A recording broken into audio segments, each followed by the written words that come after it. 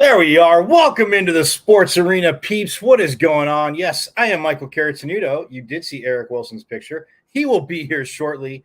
As you know, we got a little bit to talk about because I don't know. There's this thing called the NBA Finals going on, which yes, the Celtics lost the game, and I can't wait till Eric gets here to talk about that because yes, the way they lost and the conversation of you're this dominant team, you can't, you don't get to. And look, I get in this day and age, it's been like that for a minute, and I say it all the time. Things to talk about, but there's things to talk about, and then there's overreaction, y'all. So for me, that's the one thing that I look at is, and you're saying, oh, the Celtics. I mean, they're just too good to have a team like this, right? And too good. Well, not to have a team like this, to have a performance like that as the team that they are. So that being said, to me, it's insane, man. It's one of those things where the conversation was there, and yeah, Dallas absolutely thumped them. I'm sorry, is Dallas not a professional team? So when you look at it, and the Celtics are up by like 26 now. They're up 78-52 in the third. Yes, and I've been watching. And Peyton Pritchard, of course, what's up, Oregon Duck? Hit the longest shot. If you guys watched the halftime show and you heard, but he hit the longest shot in the last 25 years in finals history. That's huge. But yeah, they're up 78-52 now. Luka has 11 points. Derek Jones Jr. was leading the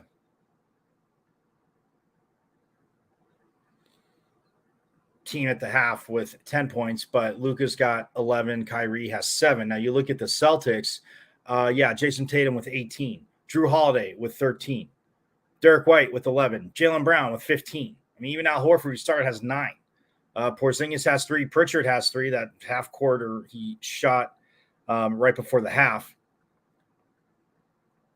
And Sam Hauser has 6 for the Celtics. But, yeah, I mean, the way they played in Dallas, okay, let's look at that. I mean, Dallas won, by 50? I mean, if that game is still going on in the universe, what did they just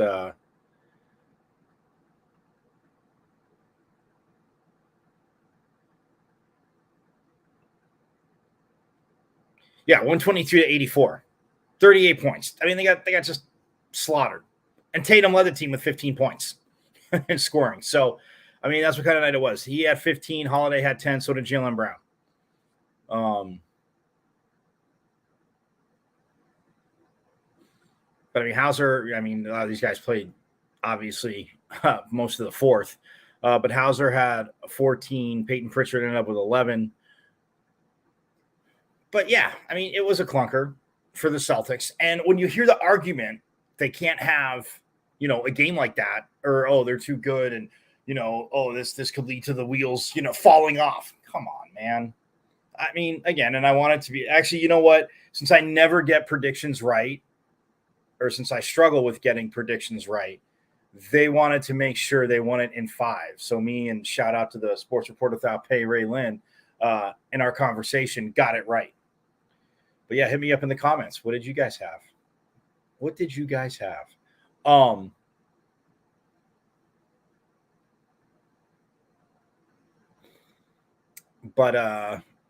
Yeah, so there's that. And they're cruising right now, looking for their 18th championship.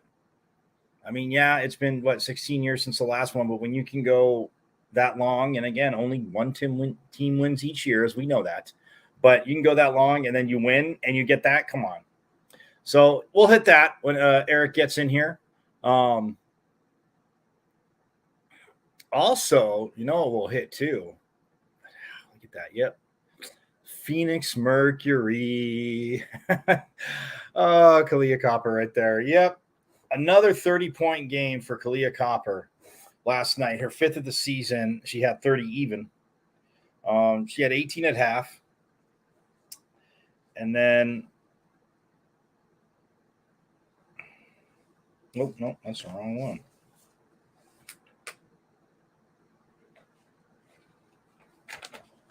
I have it over here. But yeah, she had not 18 at half. She had, there we go. She had 17 at half. 17 points for Kalia Copper at half. So 17 in the first half, 13 in the second half. A 30-point game, her fifth of the season. Fifth. 11 for 20 field goals, 3 for 7 3. Perfect from the line. 6 boards, 2 assists. Yeah, you'll take that. You will take that. And they have a much better game against that. So against Seattle. But so we'll get into that. And of course, yes, I know. And it was a foul. And look, the Angel Reese, Caitlin Clark foul, Angel Reese. And again, in basketball, here's the thing. Here's the one time, Sports Arena fans, you guys know my big phrase is, outside of, you might listen to Jimmy, but you don't hear Jimmy, is talking out of both sides of your mouth. That foul on Angel Reese, again, it's in transition. It's on a fast break, and she's coming back. She tries to go up, getting ahead of Caitlin Clark, but just put herself in position to block the ball, block the shot, right? So, and again, Clark's going to the hoop, so is Reese. She sees Clark goes up, she goes up, and yeah, the follow through, it was unnecessary contact, you can say, and there was the follow through. To me, when you're moving, again, this is why I say I'm going to come close to speaking out of both sides of my mouth. It's annoying for obviously fans of the Sky to say, oh, it's Caitlin Clark, that's why they're upgrading it. No, she went through, she did not come close to the ball, and she hit her in the head. But when you're moving, it's like, come on, she's just trying to get back and block it. That being said, you have to call that like that, because then it would be open season on players. So Eric and I will get into that when he steps in here. Oh, and by the way, I know a lot of you know this because we talked to W, and the team with the best record by one game in the league, the Connecticut Sun, are 12-1. They're 9-1 in their last 10 games. And yep. Like I always say, we talk about, these teams and how they're going, but how they're doing. And at the end of the year, it's like, oh, they're right there in the mix. This year, yeah, they're on top. Could it be Connecticut's year? Yes, it is a wee bit early. And I already obviously, and not obviously, but now that they're healthy, the way they're playing, the Mercury, I showed it to you. You saw it. Look at that. Obviously, Brittany Griner coming back. Had a great summer, great camp, has a toe injury, but now getting back into game shape. Obviously, the trade for Kalia Copper, as much as we razz Eric about that, but her fifth 30-point game, like her first 3 games as a Mercury, she was like, she was in a 2-game lead. At the 2 games, she was tied. And then 3 games in, the best 3-game scoring output for the Mercury. Insane. So, again, that is awesome. But yes, is this team going to have something to say about it? That's who's in Phoenix tomorrow. Yep, it's Sabrina Ionescu, Brianna Stewart, the New York Liberty. And yes, how can we forget? The 103-99 loss to Vegas that Phoenix had last Thursday. But, man, whoo, what a team. What a team. So, it is interesting. But yes, the Celtics, let's see, give you a score update. They are up by 19 now. So Dallas cutting into the lead a little bit. I say that in jest is because, yes, it's NBA. It is a game of runs, and we know it. And that is the one thing that is interesting. But the Celtics, come on, people. Stop trying to look. As from a journalist, do I get everything right? Do I screw it up? No. And when I bring this guy in, you'll know that I don't get everything right in his mind, especially when it comes to football. But, man, this whole conversation, see, the Celtics have one game like that. Dallas came back.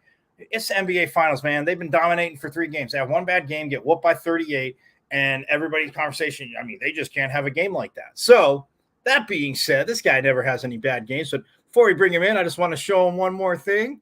Oh, look at that. We already touched on that. Look at that. Kalia Copper, her 5th 30-point game as a Mercury player. And there's a man, Eric Wilson, the great creator of this. And yeah, she had her 5th 30-point game last night, or yesterday during the day, not even at night. It was a noon tip-off.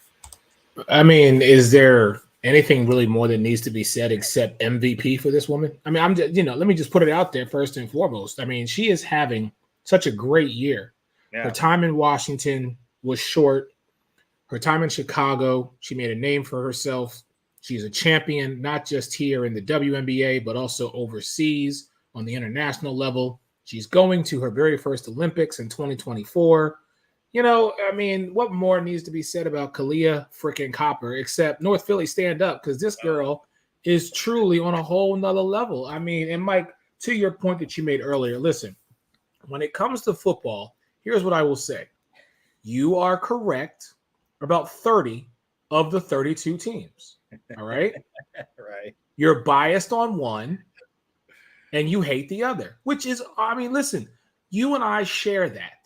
Which Absolutely. Is why for 18 years, you and I have been able to do such great things as this show and many others. And in 11 days, you and I, sir, will be covering Kalia freaking Copper, Brittany Griner, Sophie Cunningham, Diana Taurasi, and the rest of the Mercury as they go on their 3-game homestands, which it does include seeing the number 1 overall draft pick, Caitlin Clark, when the Indiana Fever come to the Phoenix Mercury, they come to the Valley, they come to the Jefferson Center. Footprint Center, sorry. And, I mean, you already know it's a primetime live game. It is the present versus the future. It is the GOAT, as some people like to call her and refer to her, in Diana Taurasi, versus the Golden Goose. I mean, there are so many storylines that are going to be created simply out of this matchup. Right. I'm just waiting to see what happens. Right. And as I was introing it, I was telling everybody waiting for when you were waiting for you to come on, is that, look, what I said, like the Angel Reese, Caitlin Clark foul, I came close. I said, I gave everybody the warning, like this will be the closest I come to speaking out of both sides of my mouth. Because when you're a defender and you're in transition coming back, Caitlin Clark started to go up. Angel Reese went up to try and block the shot. Yes, she did get her with the head. Was it flagrant? I say yes, because if you don't call it, WNBA, NBA, it's going to give everybody likes to say, well, I was going for the ball, and you whap somebody through the head. Do I think that was Angel Reese's intent? No, she's trying to make a play. But like I said, it annoys me they called the foul. But the other side of my mouth, I said you have to call it because, like I just said to you, it gives players, the free reign. And that was a great game yesterday. It was a phenomenal game, but it's the matchup that now is pushing this league to the level where it needs to be. And this rivalry, if that's what you want to call it, between Clark and Reese is the one that's going to literally, figuratively, monetarily, emotionally, physically, call it whatever you want to call it, that ends in ally. These two women, they were linked together in college. Now they are linked together in the W. And it's something that is going to make the W even more relevant than it has ever been in the eyes of the media. Because, again, I continually go back to what I have said on numerous shows, including our very own Sports Arena. This is what the W has waited for. The exposure. To quote Fred Taylor from the Pivot Podcast, exposure leads to expansion. And we've already seen that. Yep. Chartered flights. 2 new expansion teams are coming over the next 2 years. The Valkyries in the Bay Area, and then in Toronto. We don't know their team name just yet. But now we're talking about, let's just say, another 24 women who are getting the opportunity to play on the greatest stage in professional women's basketball. Hey, real quick, speaking of Toronto, I don't mean to put you on the spot, but since your boy Mr. Wade is there, I'm just saying when they have their opening home game, I'll carry your luggage, but I better be there in coattails. I love the Queen of Hoop. I love Ray, I love Ty, but if there's only two, you talk to Mr. Wade, and like I said, I ain't never put him because I know it's not easy, believe as we both know. But I'm just saying, I just want to throw that out there about Toronto. We got a little time. Oh, listen, when Toronto does have their home game, and when we are blessed and privileged to be there, trust me, ladies and gentlemen, what you're going to see in 11 days when this man and I are physically together doing what we do, it's unmatched. It truly is unrivaled. I'm just grateful that we have this opportunity to do it twice in a month's time, if you will. I mean, because we have the 3-game homestands, and then flipped around 2 weeks later, we got the All-Star game. Yep. I mean, listen, it's great. I heard what you were saying about Boston as I was making my way. I was listening in the back, and yeah. You know what? I got an idea. Let's take a quick break, and then we'll jump right into it. I'll take a quick break, and then Eric and I will jump right back into it here on the Sports Arena.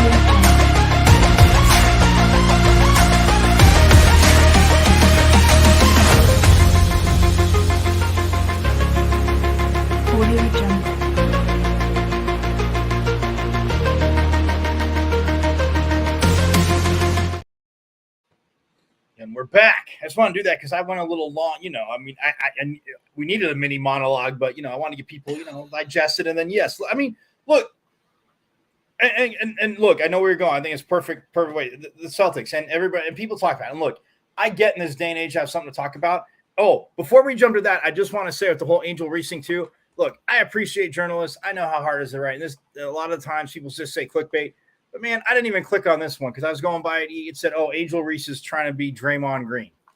I'm like, have your own thing. We'll get to that later. But anyway, but the Celtics, like, you're going to have a game. Like, is it possible to have a game like that when you've, dominated the whole season? Like I said, broken record time. You won your conference by 14 games in an 82-game season, whether you think it's too long, too short, whatever. You won by 14 games. You get to the finals. Now the excuse is, teams got injured. Oh, because that's the Celtics' fault. Okay, but they're still dominant. You're up 3-0 on Dallas. You whoop them the first game in their arena. So Dallas comes out. Luka's on fire. Kyrie, it happens. I know 38 doesn't look good, but come on, man. Can we, and I respect a lot of these people. I'm not saying that you or I are the end-all, be-all, but it drives me freaking nuts when it's like, you're too good to have a game like that. Yeah, losing by 38, okay, that I can see, but then don't start down the avalanche of, that's it. It's in their head now, and then they come out today, and let's see, they're up by 18. Yeah, they're up by 18 in the third quarter with 3:30 left in the third. I mean, come on. Here's my thing. You knew Dallas was going to win one, whether it be game 3 or game 4. After the first 2 games that we saw in the NBA Finals, what Boston did, it's a foregone conclusion. And as much as it pains me to say, Michael Caratanudo, to you and the sports reporter without pay, should it end the way that it currently looks right now, you gentlemen were right, okay?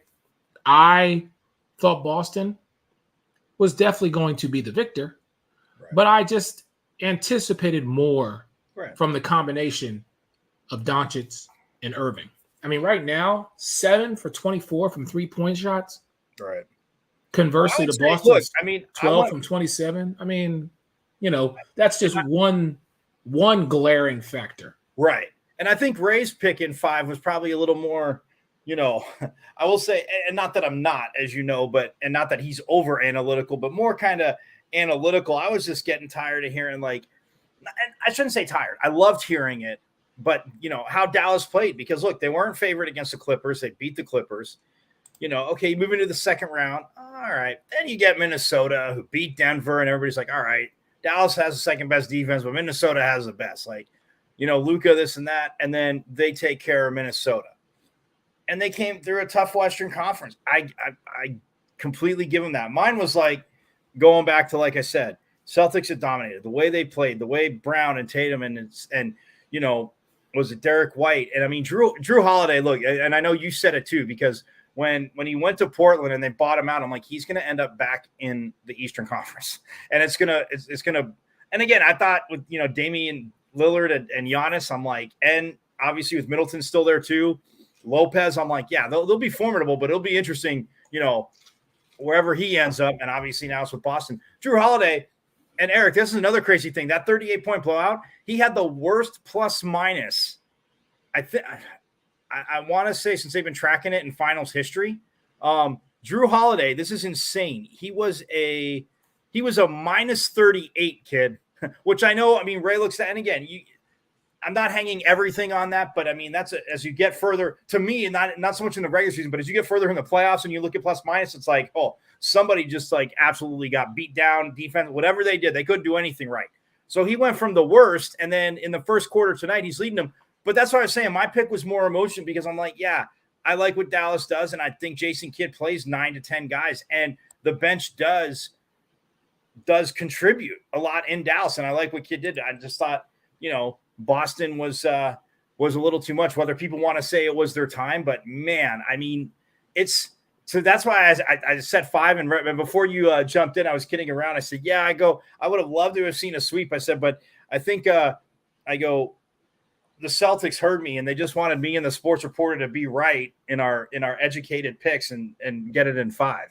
But I mean, listen, it was one of those things where, again, I go back to, I look at this team, the team that arguably people have said, look at what Dallas had to go through just to the NBA Finals. So, and shout out to the playmaker, because he was saying they got hot at the right time. Yeah, but not always does that momentum carry you all the way to the championship. A lot of times, there's going to be a moment where you're going to fizzle out. And listen, for all those who are sitting there saying injury plays a injury, oh, they got injured. Okay, well, injuries are part of the game.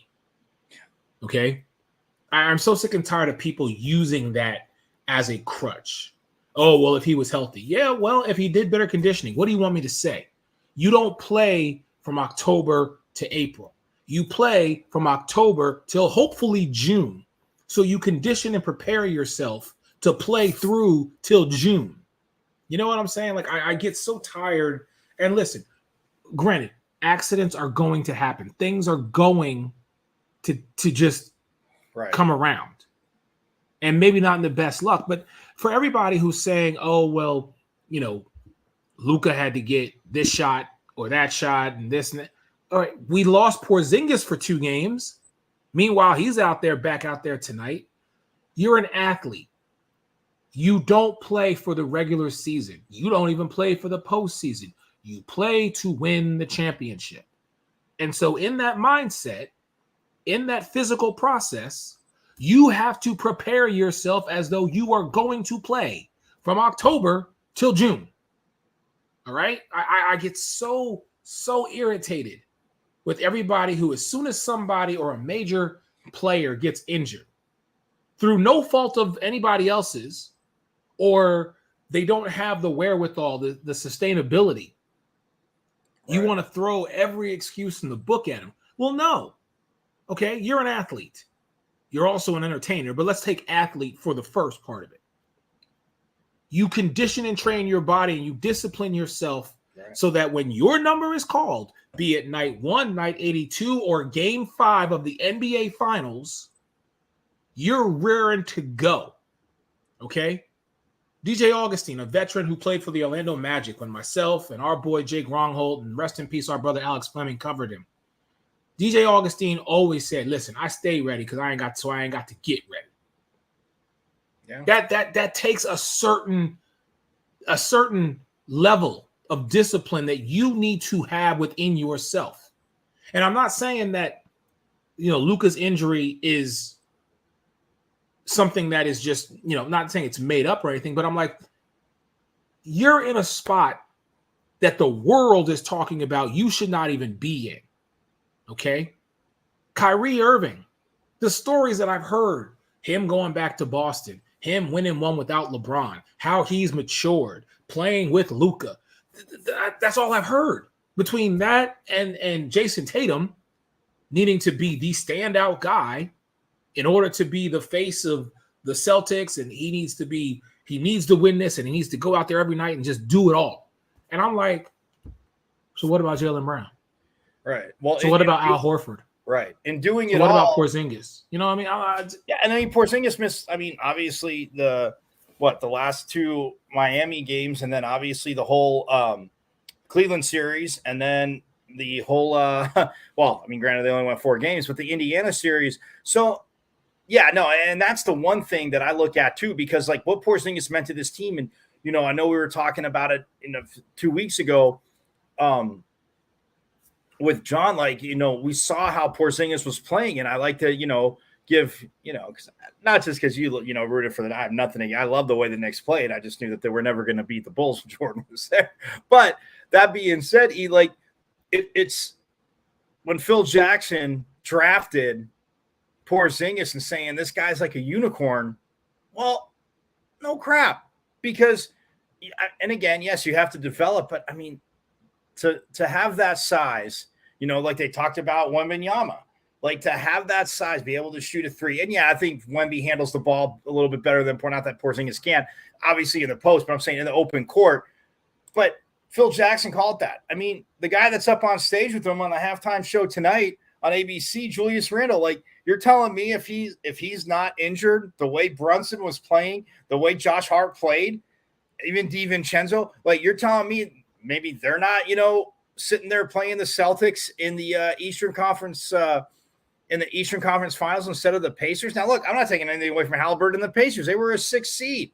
They got by the Bucks in 6. Again, injuries, but the Celtics, Jimmy Butler goes down. Okay, the Heat win 4-1. Or they beat the Heat 4-1. Then the Cavs, after they win game 2, they're losing guys left and right. And the Celtics win that 4-1. Then they sweep the Pacers. Like you're saying, the Halliburton injury. Like, you still have to win the games, and it's a postseason. Dallas's road on the other side of that was crazy because, like, okay, 4-5, you're figuring, okay, still kind of even. But in the last month and a half, of the season, the Mavericks, they were playing regular season basketball rivaling the Celtics.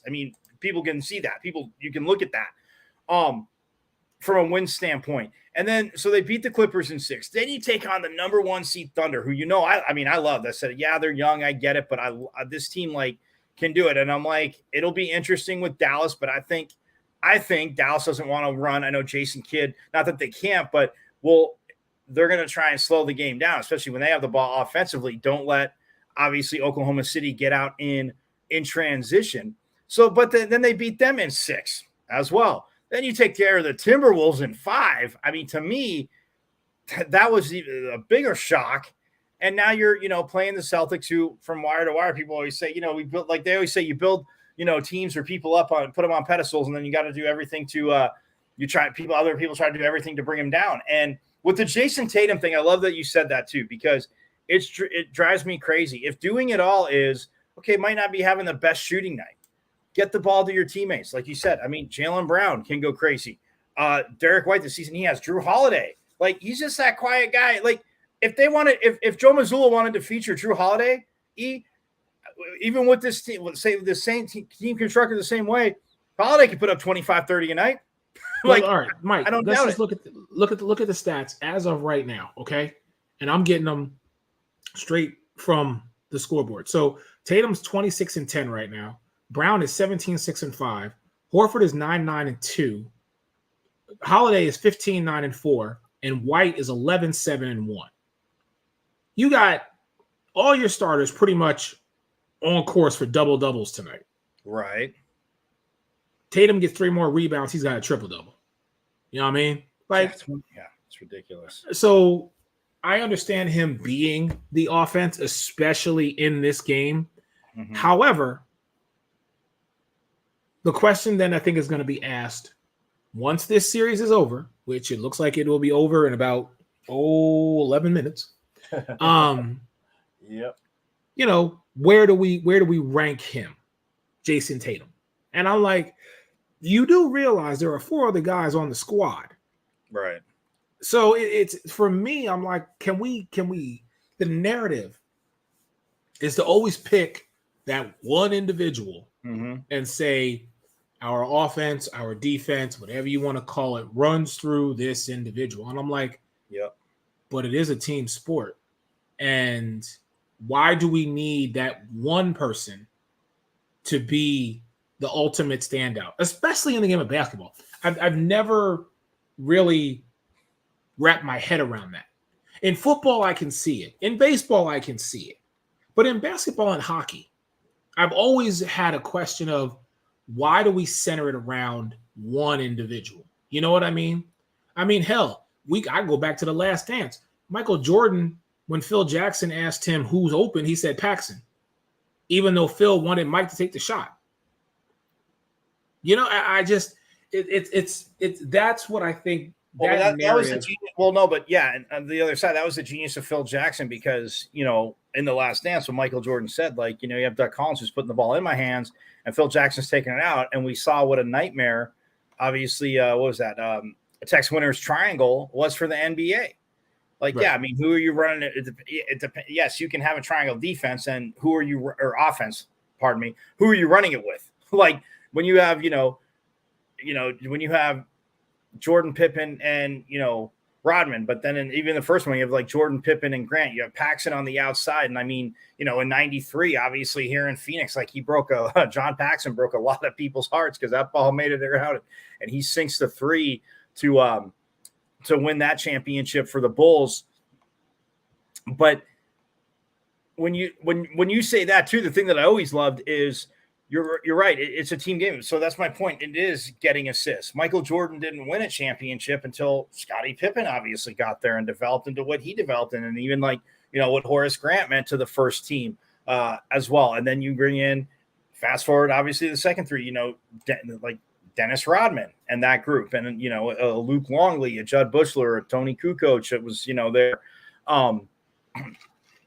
But for Jason Tatum, and it's funny because MVP, I said, okay, if you break it down and don't get, I would be if I was sitting there voting for it, and I'm sitting in, TD Garden right now, I'd probably be a prisoner of the moment and say, oh yeah, Jason Tatum or Jaylen Brown did this. But if you think of game one, to me, the MVP was Porzingis.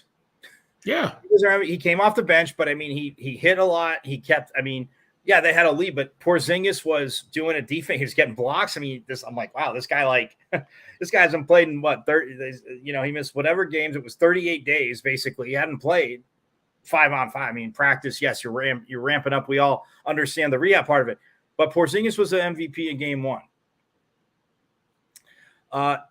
Drew Holiday was the MVP of game two. Jaylen Brown was the MVP of game. Well, if it was tough, but game three. I'll say Jaylen Brown was the MVP. And then you look at, but in all that tying in, look at Tatum, okay, wasn't shooting the best. Look at him drive, dish, get the ball to the open guy, playing defense. Obviously, Porzingis was doing too. So Tatum now was, you could say, you could say what Tatum did, he's in there in that conversation. I'm like, if you take your, if you're a diehard Celtics fan or diehard Mavericks fan, you take that out, but you look at it for the Celtics. I'm like, okay, if Porzingis would have had another, I know he's playing a little bit tonight, and again, getting banged up, they're thinking of the long term there, like I said with him. But if Porzingis would have had another big game, how can you say, okay, he's not the MVP? Because game one, closeout game, he did it. Obviously, what Drew Holiday's doing now, Drew Holiday had that again, when you're minus, like I said, 38. Even that great, you may have had, and that's going to play a factor. That's going to play a factor. But the whole Celtics team was bad. You just unfortunately, you took the trophy of having the worst plus minus, which again, we'll factor into it, like you said. But I look at again what the Celtics all year, what Joe Mazzulla has done as a young coach. taken over amidst like obviously the turmoil with Ime Udoka, but you have these veterans. And Bob Myers said it like when halftime started before we came on, he is that like it's just you not that the Celtics didn't believe they could beat Golden State when they were there, but it's just it's a confidence. It's okay, yeah, you had a clunker of a game, you play 100 games, over 100 games this year, you're bound to have a clunker or two, but you still won.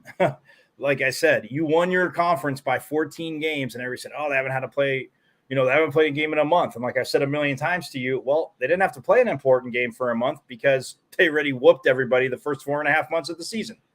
Yeah. Listen, this game is right now, they're up by 19. There's 8 minutes left in the fourth quarter.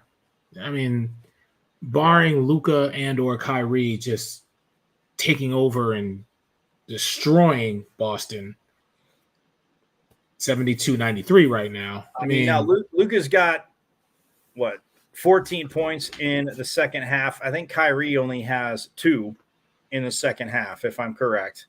And Luka's 18, 11, and 4. Kyrie is 9, 2, and 7 right now. Yeah, I mean, you got the second leading scorer again and he's played a hell of a season. I mean, I do want to give a shout out to Josh Green because Josh Green, I mean, he's had a heck of a playoffs, but I mean, coming off the bench, he's got 14 points. But yeah, in a closeout game, I mean, yeah, and like you said, Tatum now with 23, Brown with 17, Holiday with 15, White with 14. I mean, Horford's like, again, starting because of, Porzingis, but Porzingis played 15 minutes, 2 for 4, 5 points, got a rebound. I mean, and again, but the team is just doing it. And when you look at the what the Celtics have, oh no, that's Dallas. Sorry, wrong team. I mean, Tatum's got 11 assists now, 25 points, 11 assists, and he's still 3 rebounds away from a triple-double. I mean, look, he gets triple-double in a closeout game, he probably will be MVP. But I'm just saying with what Jaylen Brown did, like, it's going to be interesting. Very. All right, Mike, I want to take another break, and I want to switch gears because I have a question that I need to ask you about a certain Sun Devil who, for whatever reason, just and I like this guy. I'll explain when we come back. Stay tuned. Connecting your brain and body with interactive games and tests. Why is there no physical activity in today's health physical? Trazer is an holistic technology used to rehabilitate, prevent falls, and improve sport performance.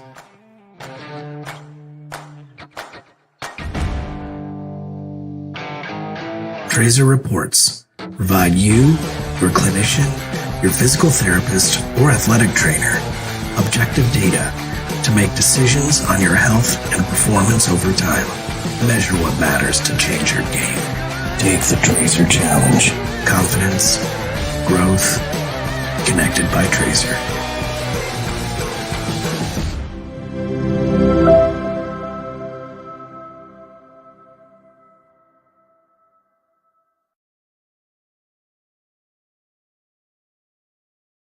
All right, ladies and gentlemen, welcome back into the Sports Arena. Me and Eric Wilson alongside my brother Mike Caratanudo.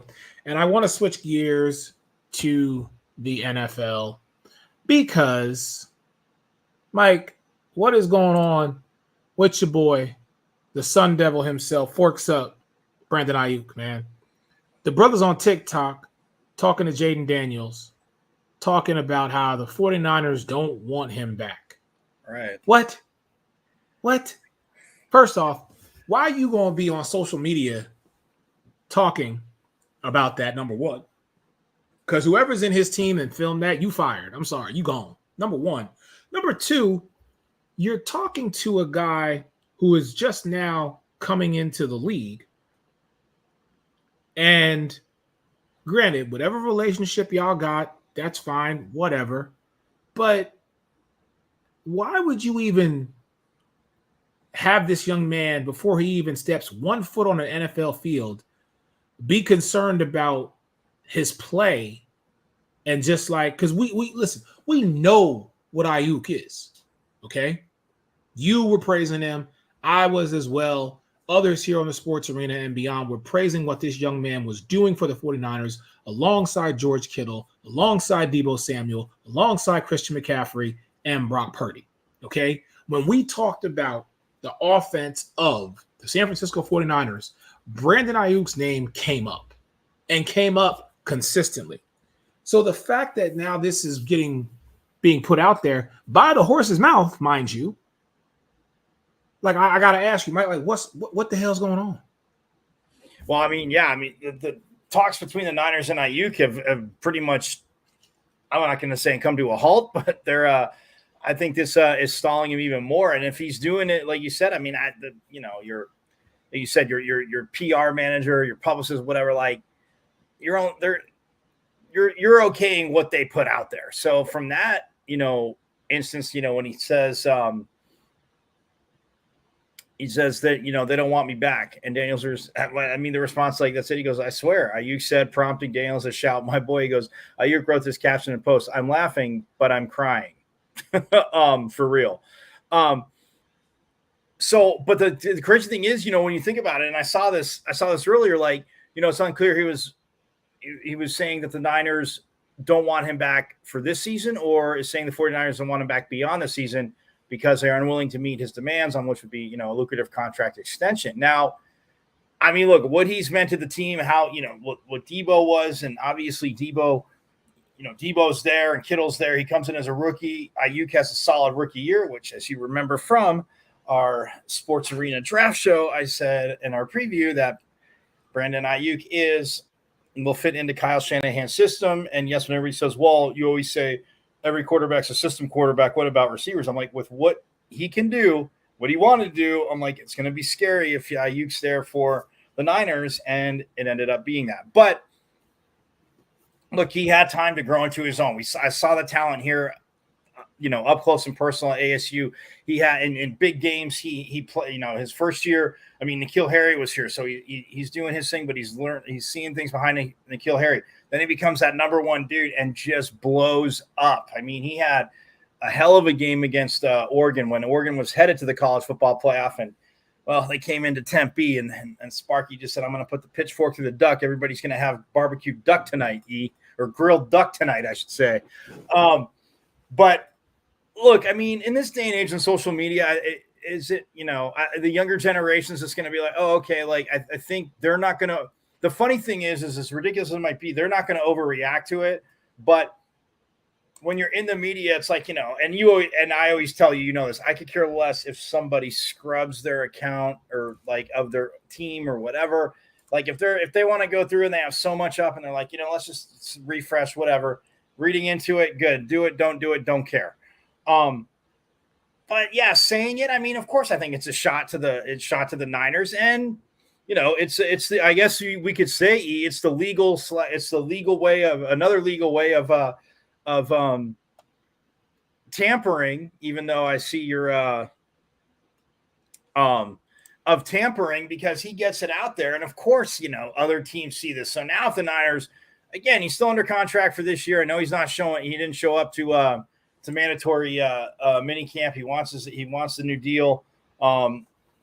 Now when training camp starts, they're definitely going to fine him if he's not there. So that's the other side, since they picked up the 5th year option. He wants that extension. Look, you just gave McCaffrey a little more money, what he means to the offense and what this offense does. Do I think that, and again, I'm not talking, I don't think Deebo's older. I think that, again, you can only spread money out so far. I know he just saw what Justin Jefferson got, and I'm not saying that, he, with what they have, I'm not saying he couldn't do what Justin Jefferson does. I'm just saying with that offense, it makes things, the wheels are in motion. They're greased, and it's a beautiful thing. But all right, so then let me ask you this question. It's going to be tough for the Niners. Let me ask you this question then. And do you feel in your heart that Brandon Ayuk is worth Justin Jefferson money?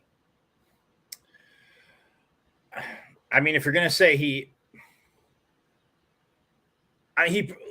I'll say yes, because he proved that he can be featured. If he is featured like that. Now, yeah, can he do the same thing? You know, are you going to use him as, you know, out of the backfield and not like you have Debo, which obviously we've seen less with, and keeping Debo a little healthier with McCaffrey there. Makes sense, right? But yeah, I mean, Ayuk's a number one. I'm not going to say, you know, and when we start talking number ones, and yes, I mean, you're looking at a guy like obviously a Justin Jefferson, a Jamar Chase, and you look at those guys and you're like, okay, you know, even as much crap as I give John, you know, a Tyreek Hill who's playing next to, you know, a Jalen Waddle. I mean, your guy, AJ Brown, Devontae Smith. I mean, again, when you get pairs like that can literally be a 1 and a 1A, like what? That's the tough part about answering when you say, like, is he worth it? Like, if you have all those other guys there, then it's one of those things where, okay. Is Brandon Ayuk worth 4 years, $140 million? He thinks he is. No, I'm not asking him. I'm asking you. Oh, I mean, if you ask me, my answer is no.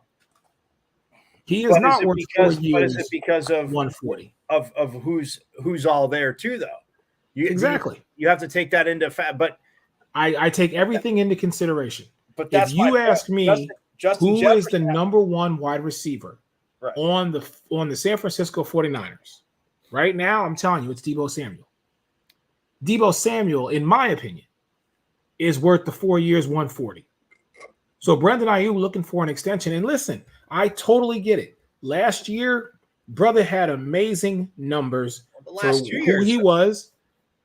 Okay, let's just take last year. All right. So last year, excuse me, 113.42 in receiving yards and was 17.9 in yards per reception. So 18 yards per reception. Right. All right. He did lead the team with 75 receptions, but correct me if I'm wrong. Wasn't Debo out a couple games last season? They both missed games. Okay.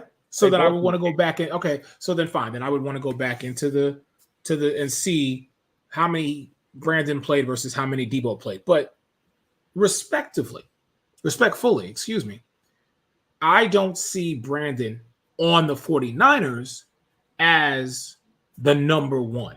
Granted, there are other teams out there where if Brandon Ayuk shows up, clear, undoubtedly, not even a question, bruh, you the number one. But not as long as Debo is there. So that's why I say he's not worth the 4 years, 140 that Justin Jefferson got. Because we all know right now, that offense of the Minnesota Vikings goes as far as Justin Jefferson goes. Right. With the San Francisco 49ers, like you said, you got McCaffrey, you got Kittle, you got Debo, you got Brandon. So I mean, they have the squad, and all their eggs aren't in one basket. Purdy knows that he can go, like, you know, you get a trophy on Madden when you pass the 5 different receivers or whatever. Yeah. You know what I mean? When you play, you know what I mean? Right. So it's like that. Brock Purdy's like, oh, I'm getting Madden trophies every single week. Right. Because I'm throwing the you. It's like Oprah. Well, look, you get a ball. You get a ball. But that's a great point. But with Debo, you look at it, okay, as a number one, before McCaffrey got there, and yes, Ayuk was there with him, but how Kyle Shanahan used him in the backfield. That's why when Debo got his last extension, he was getting pissy because it's like, okay, well, you throw me back here. Now, with McCaffrey getting there, yeah, you still can, you know, release Debo out of the backfield, but it took the workload off him.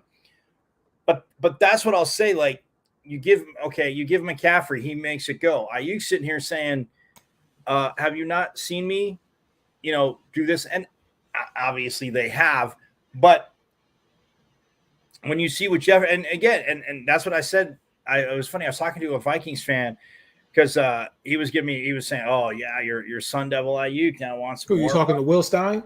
No, it wasn't.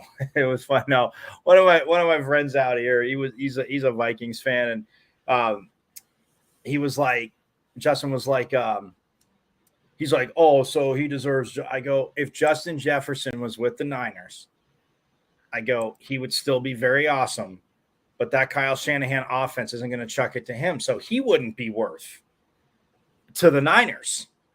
The 4 years, 140 million. When you have that pieces, you bump McCaffrey, you gave him a raise. You can still do this because guess what? Brock Purdy, you took him in the 7th round, which again, they don't control for 5, but they still have 1, 2. So they still have next season through this season. And then I think next season, because I don't, again, after like the 1st round is where you have, the team 5th year option, as you know, and our viewers know, but he's taking, obviously, let Mr. Irrelevant last in the 7th round, but after, so I think it would be after next season that, he does this again. Well, you're going to be paying Purdy a pretty penny, but they can still do. So if they do bump Ayuk, it might be like that, but that's the craziness because, then you take, Kyle Shanahan takes another former, even though he was at Florida, takes another former Sun Devil, though, that was actually at ASU when Ayuk was there, was Ricky Pearsall out of Florida. So, I mean, he ended up transferring to Florida. But that is the one thing that when you have an offense like that, and you have players, I mean, Christian McCaffrey, to me, you're an NFL player, and with what you need to do offensively, like you said, Debo, I mean, Kittle's been a little banged up. When Kittle's out there, though, it's insane because you look at it, okay, there's Debo. Now you have McCaffrey coming out of the backfield. And then, there's Ayuk maybe going deeper, underneath. Then you have Debo. McCaffrey coming out of the backfield. And you see guys like, Ayuk and Debo like flying downfield to get blocks for McCaffrey. So like your overall worth, like I get that. So it's tough to say, but to your point though, and I love Debo, except for, when they beat the Cowboys, but for your worth, you're gonna be like, I'm this, but they're both, to me, they're both number ones. And that becomes the inherent issue. And, we've seen the Steelers obviously have this, and Hines Ward, if you look back, to Hines Ward, they would draft the speed guys and say, okay, he's not the number one, might not be the fastest. Obviously, he's not crazy slow, but he's kind of that, that 1B. But when the Steelers have done this, and I mean, we've said it throughout time, is that they compared the Patriots drafting receivers for a span, and then the Steelers, and it's not even close. The Steelers hit on and guys may have left there. Guys, Antonio Brown, Plaxico Burress wanted, again, at the time he wanted more money. You see what the Steelers are doing. It's and then he goes to the Giants, obviously wins the Super Bowl there. But when you're both ones and you're in an offense like that, it's hard to be oh, I am the one, because there are things Debo does, but the route running, the speed of Ayuk, and then you tie that in with what McCaffrey means and the touches that McCaffrey gets. It's all those guys need to be there, and Kyle Shanahan knows that. It's it's a spoil of riches. We know that. I can hate the Niners, but it is a spoil of riches. And then you get they go in free agency and bring in Trent Williams a few years ago and just demolish people on the left side of the line, and you have a defensive line that back since Vic Fangio was there, recent history with Jim Harbaugh, even when Chip Kelly was there for a year, but you come in and it's that defensive line that defense has been there, those guys. And then you look at it and it's they're all cogs and they're all just absolute dogs, which is, makes me want to vomit to say.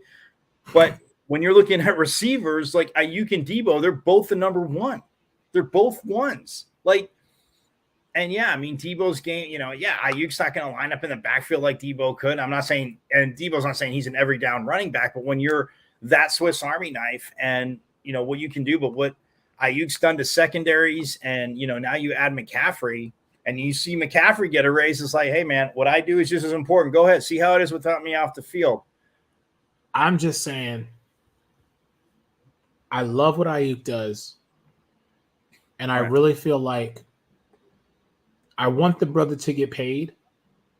And I feel as though had they been successful in winning the Lombardi, right, I think this conversation would be a little different.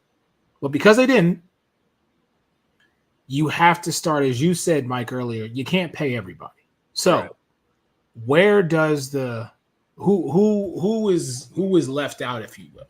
Well, Now, if you go by age, it would be people's argument with age. It would be wiser for them to give the money to Ayuk, and after this year, Debo pretty much would be gone. But that's again. But look at the impact Debo has, because as I said before, Debo is the number one, in my opinion. Now, listen, there are those who will say that Kittle's the guy. People will say Ayuk's the guy. People will say that Christian McCaffrey's the guy. But in my opinion, oh, you mean the guy that should have won MVP, Christian McCaffrey? Yeah. Okay. I'm not bitter though. Not bitter. Not bitter at all. I'm just sick and tired. Look, we all love what quarterbacks can do, but then you know what? Since a quarterback needs a trophy, they need to change. They need to add another award, the best quarterback in the game, and therefore, then we can have a real MVP conversation. I'm tired of all the awards. Okay, I'm tired of all the awards. I'm sick of it. Look, you want to win an MVP, but it's ridiculous. And for a defensive guy to win it, forget about it. Forget about it. Like, yeah. Hell will freeze over before. Look, I know you don't like the Cowboys. Trayvon Diggs could have 20 interceptions, and he wouldn't. He probably finished like 5th in MVP voting. If you had 20 interceptions, if you look at the first half of the season last year, as much as you hate the Cowboys, but we talked about it. Like Deron Bland easily was a defensive player of the year, first half of the season. And I, as much as it pains me to agree with you on that, I can't argue with the fact that the man he had 5 straight games. I think he had 5 or 6 straight games. But and then he had like 4, like he had 3 or 4 pick sixes throughout the year. I don't know if it was like all year long. But I'm like, if he stays on that pace, and he had one interception every game and returned 7 of them for touchdown. Say half the season. Even though it's 17, right. No, that's fine. Say he had 17 interceptions and 8 returned for touchdowns. Like, I don't care what great, throw for 5,000 yards in the soft ass candy ass rules. And again, I get it, protection's needed, but if I sneeze on you, it's a freaking penalty.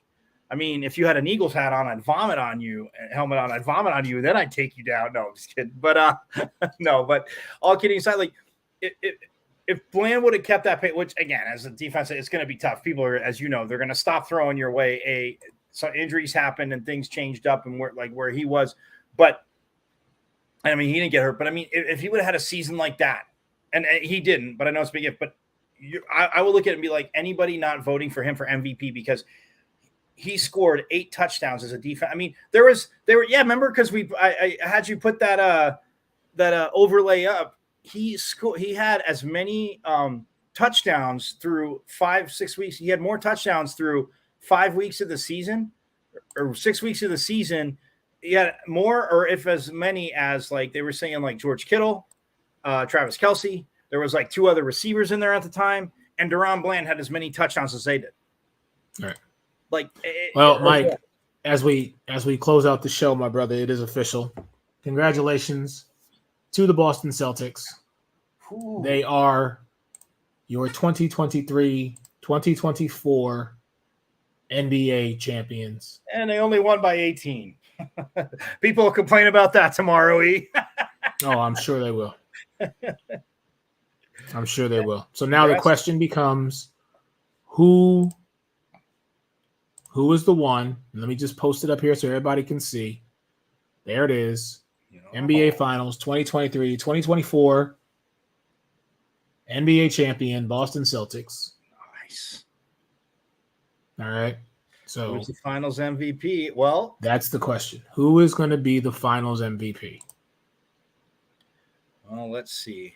Oh, wow. Tatum finished with 31 points. 2 rebounds shy of a triple-double. Jaylen Brown, 21, 8 and 6. Holiday's 15, 11, and 4. Devin White, 14, 8, and 1. Wow. Al Horford, 1 point, 1 rebound away from a double-double. Yeah. And they call him old, but he gets – now he still has – he can get rid of the moniker of playing the most games without winning a title. Postseason. Not most games ever, but postseason games. They were talking about that. And Porzingis, again, injured, but man, that game 1, he look, I'll go as far to say as, and like, Doncic, I'm not saying he didn't because I think he set the tempo for Dallas, but I mean, Porzingis, I just think, who hadn't played in a finals game, and Tatum and Brown had, and they didn't look, again, like they both look good in game one, obviously. But I'll say this, I think Porzingis, he just set the tone, like the physicality, the tone. Like, he came out and scored, blocking shots. He was talking to his teammates. Like, it didn't seem like it was his first finals appearance. Dude, okay, hold on, Mike. I got to stop you. Whoa, what? Somebody in the Twitter comments already. I got to show you this. Hold on. Let me show you this one. Oh yeah, please. I have to walk back when I talk about your Dallas Cowboys saying, we're going to win it all next year. This person right here, Kaiser Rev, saying, oh, the Knicks going to win it all next year. Next year. What? What? The Celtics just won the championship. And we already saying that, oh, Knicks going to win it all next year. You know what? Stop it. I mean, look, once you know me, I will say this about him. You know me, once my teams, are out, that season's over. It's on to the next. So I can say, like, oh, well, yeah, next year they're going to win it. Like, but yeah, it doesn't surprise me. It's a Knicks fan. Come on. Okay, so the question is, Mike, the vote is out there. FanDuel's got the vote. Who's your MVP, Brown or Tatum? I mean, look, in a closeout game, I think it's very close, but the nod, and again, but I don't have the same dialogue as everybody else about Tatum having. I think Tatum is the face. I think Tatum and Brown are both the face of the Celtics. It's not hard to do, but the defense that he put on Luka, I mean, yeah, Luka got his in spots, and obviously Game 4 was just an ass whooping. Call it what it was. They whooped the ass, and they did get one out of pride. And they made them, the Celtics got to win on their home floor. Like I told you in the first 2 rounds, they didn't do it in the Eastern Conference rounds, but they purposely lost Game 2 so they could just win on their home court. Look, I said it once during the show. I'm going to say it again. Ladies and gentlemen, to this man right here, my brother, Mike Carrot-Tenuto, and to this guy right here, the sports reporter without pay, Ray Lynn, y'all were right. Congratulations. Y'all said Boston in 5. It is Boston in 5. As of right now, 2 minutes in after this came out, 65% of the votes are saying Jaylen Brown should be the finals MVP to 34% of Jason Tatum. Yeah. I mean, when you put everything into it, and like I say with Drew Holiday, but pretty much the matchup with Luka, I mean, Jaylen Brown played him a lot. Yeah, they switched some stuff. I mean, but Jaylen Brown was back and forth. And I mean, there were times that Tatum, was on him too. And I think the Game 2 where Holiday went crazy, Jaylen Brown had, Porzingis had a few blocks, but Jaylen Brown, like defensively, in spots, it made it tough for Luka, and I think Luka slowed down. And look, they ran that offense all year. You can't, you're not gonna, you came with the date that brought you, or you came with the date that you brought, so you couldn't change it. But I just think at times Luka, they slowed the ball down too much, and that's what cost them. But right. I say there are just way too many haters. Look at this one. Jesus. Like they are just hating, boy. They have a lot of time on their hands. I do know that. They have a lot of time on their hands. Like, I'm all for creative and fun, but you're right. Like, back gone are the days of like you can't even let them. You can't even let them get out the building. Everybody's just right. No. I mean, look. I mean, they already, even though they don't publish. I mean, we'll see. I mean, I know on Sports Center tonight. You look at that. it's one of those things where you will already see, odds for next year. No draft, no clue in free agency, but the time to get the best odds if you want to. Yeah. So, hey, Mr. Knicks fan, don't go crazy. Go put your movie and pizza money on the Knicks to win it all next year. Cause, and look, I'm not going to talk about both sides. I said, I thought the Knicks, with the way they had played, and the fact I thought maybe Julius Randle will come back, but when they said, he's not going to be back, at least for the first round, I know they were probably trying to slow play it, which made sense. When the Knicks played the Sixers, and I was like, well, that's going to be a hell of a series, but no Randall, I got to lean towards the Sixers. And I saw your boy Joel Embiid giving a little side eye to Paul George about getting better next year, and Paul George was on the set with him at halftime on ABC. So, what a little. How do you feel about that? A little Embiid, Maxey, and Paul George. That's been the talk, man. And listen, should it come to fruition, that's pretty. I got to see the chemistry. You know what right? I mean? I got to see the chemistry of how things are between them to see. And again, I go back to what everybody is saying. Joel Embiid got to be healthy. Right. That's all there is to it. Joel Embiid has got to be healthy. Right. Simple, point blank. He look, I know he missed games, but for the playoffs, man, I mean, he played all the games, but didn't he drop a 50 burger in one of those games? No, he did. Yeah. Listen, I take nothing away from him. Oh, no, 100%. No, I get what you're saying. I know you're not. But he's got to be healthy. Yeah. So that's my whole thing. Sorry, these. No. Oh yeah, dude. There's a lot of